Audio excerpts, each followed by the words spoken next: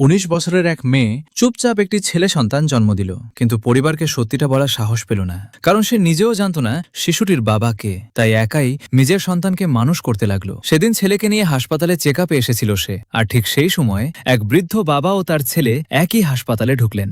বৃদ্ধ লোকটি পরিবারের কোনো উত্তরাধিকারী না থাকায় দিনের পর দিন কষ্ট পাচ্ছিলেন, শরীরও দিন দিন ভেঙে পড়ছিল। তিনি মনে মনে শুধু প্রার্থনা করতেন, ঈশ্বর যেন তাকে একটি নাতি দেন। হঠাৎ তার হাতের জপমালা ছিঁড়ে মাটিতে ছড়িয়ে পড়ল। একটি দানা গড়িয়ে ঠিক সেই ছোট ছেলেটির পায়ের কাছে এসে থামল। ছেলেটি দানাটি তুলে বৃদ্ধের দিকে বাড়িয়ে দিয়ে বলল, দাদু, আপনার জিনিস পড়ে গেছে। এত বড় মানুষ হয়েও এত অসাবধান। কথাটা শুনেই বৃদ্ধ সেখানেই থমকে গেলেন, কারণ ছেলেটির মুখ যেন তার নিজের ছেলের ছোটবেলার হুবহু প্রতিচ্ছবি। আবেগে কাঁপতে কাঁপতে বৃদ্ধ ছেলেটির সামনে হাঁটু গেড়ে বসলেন। তারপর তাকে শক্ত করে জড়িয়ে ধরে বারবার বলতে লাগলেন, আমার নাতি, আমার নাতি। এটি ছিল এবছর তার স্বীকৃত ষোড়শ নাতি। আশেপাশের মানুষ হতাশ হয়ে দীর্ঘশ্বাস ফেলল।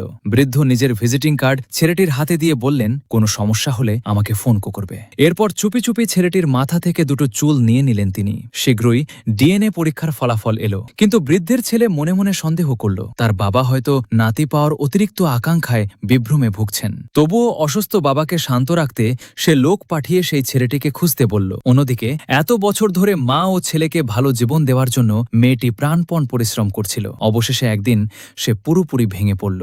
আজ তার রোগমুক্তির দিন। 3টি তাজা ফুল ছেড়ে দাও, একটি রোগ বিদায়ের জন্য, একটি দুর্দশা বিদায়ের জন্য, আর একটি সব উদ্বেগ বিদায়ের জন্য। এদিকে কাকতালীয়ভাবে সেই দুই বৃদ্ধও একই হাসপাতালে ভর্তি হলেন। বৃদ্ধ জ্ঞান ফিরে পাওয়ার পর প্রথম কাজ হিসেবেই ছেলেকে সুখবর দিতে চাইলেন, আমি তোমার ছেলেকে খুঁজে পেয়েছি। কিন্তু ছেলে আবারও ভাবল, বাবা হয়তো নাতির জন্য অতিরিক্ত আকাঙ্ক্ষার কারণে বিভ্রমে পড়েছেন। তবুও শয্যাশায়ী বাবাকে শান্ত রাখতে সে লোক পাঠিয়ে সেই ছেলেটিকে খুঁজে বের করার ব্যবস্থা করল। অচিরেই সর্বত্র